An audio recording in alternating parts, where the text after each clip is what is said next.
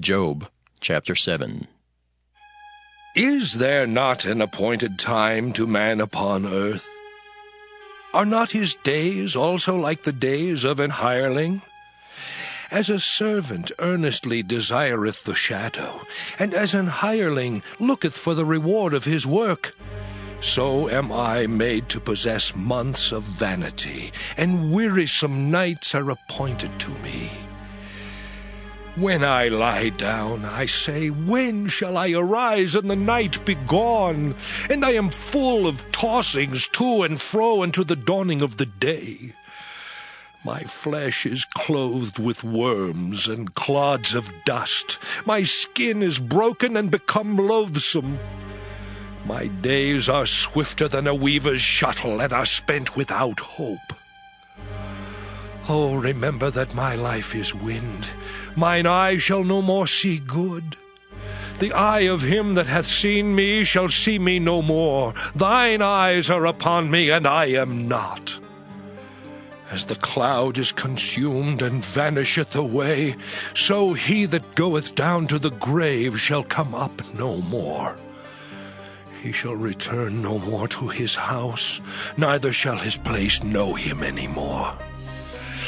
Therefore I will not refrain my mouth. I will speak in the anguish of my spirit. I will complain in the bitterness of my soul. Am I a sea or a whale that thou settest a watch over me? When I say, my bed shall comfort me, my couch shall ease my complaint, then thou scarest me with dreams, and terrifiest me through visions, so that my soul chooseth strangling and death rather than my life. I loathe it. I would not live alway. Let me alone, for my days are vanity. What is man that thou shouldest magnify him, and that thou shouldest set thine heart upon him, and that thou shouldest visit him every morning and try him every moment? How long wilt thou not depart from me, nor let me alone till I swallow down my spittle? I have sinned. What shall I do unto thee, O thou preserver of men? Why hast thou set me as a mark against thee, so that I am a burden to myself? And why dost thou not pardon my transgression, and take away mine iniquity? For now shall I sleep in the dust, and thou shalt seek me in the morning, but I shall not be. Now, Job continues in chapter 7 to answer this man, Eliphaz, and he says here, is there not an appointed time to man upon earth? Are not his days also like the days of an hireling? As a servant earnestly desireth the shadow, and as an hireling looketh for the reward of his work, so am I made to possess months of vanity, and wearisome nights are appointed to me. In other words, there seems to be no surcease from his sorrow and from his pain. He's a sick man, by the way, and actually a real sick man at this time, and they have ignored that. They have not attempted to deal with him at this because he found no comfort in any quarter. Even his wife, his helpmeet, has suggested suicide. And when his world caved in around his head, he became a distraught and frustrated man to be pitied, and pain racked his body. Fever drove him actually to periods of delirium, and it was difficult for this man to maintain his equilibrium. Listen to him now here in chapter 7, what he says in verse 4. He says, when I lie down, I say, when shall I arise, and the night be gone? And I'm full of tossings to and fro unto the dawnings of the day. My flesh is clothed with worms and clods of dust. My skin is broken and become loathsome. My days are swifter than a weaver's shuttle, and are spent without hope. In other words, he felt that he had an incurable disease, and probably did have, and that the end was coming, and it wasn't far away. Now, in this wretched condition, this first friend has paid no attention to that at all. And they have come, and they have not really ministered to him. And I'm not going to say they're not real friends. The point is, they just didn't understand. Someone has said a friend is one who knows you and still loves you, but he must know you. These friends didn't know Job. And this is something that is quite interesting. Job says, you're nothing in the world but a mirage in a desert, and you're not even talking to my problem at all. And they, of course, didn't know God. We'll see that as we move along. Finally, when God broke through, he could say that this man had certainly not received very good advice or help at all. Now, he says here that his physical condition should have called forth from them sympathy at least.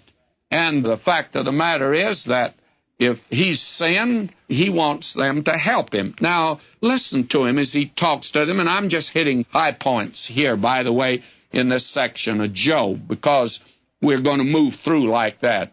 This is actually not what I would call a study in the book of Job. I would actually like to spend a year or 2 years in this book. I think it's just as rich as cream, and it's worthy of a great deal of study. And it's a very profound book, too, by the way. Now, he says here, and I'll begin reading at verse 15, so that my soul chooseth strangling and death rather than life. This man now very frankly says, I want to die. And he says, I loathe it. I shall not live always. Let me alone, for my days are vanity. Let me die in peace, in other words. And then he goes on in verse 17, what is man that thou shouldest magnify him, and that thou shouldst set thine heart upon him, and that thou shouldst visit him every morning and try him every moment? And he says he wished God would let him alone. He senses that he is being tried, but he hasn't any notion what's back of it at all. And he says, how long wilt thou not depart from me, nor let me alone till I swallow down my spittle? Isn't that a picture of this man? He says, just leave me alone. Just let me alone in my own misery. And now he's going to say this to them. If you're raising a question of my sin, I'm not saying I'm guiltless. He says, I have sinned. But why select me for the special attack as a notorious sinner? Why make my life a burden when I'm not that kind of a sinner? The thing that you should do is show mercy to me. Now listen to him here. He says, how long wilt thou not depart from me, nor let me alone, till I swallow down my spittle? I've sinned. What shall I do unto thee? He says, I admit I'm a sinner. O thou preserver of man, why hast thou set me as a mark against thee, so that I'm a burden to myself? He's saying he's getting more than he deserves. Now the last verse, verse 21. And why dost thou not pardon my transgression and take away mine iniquity?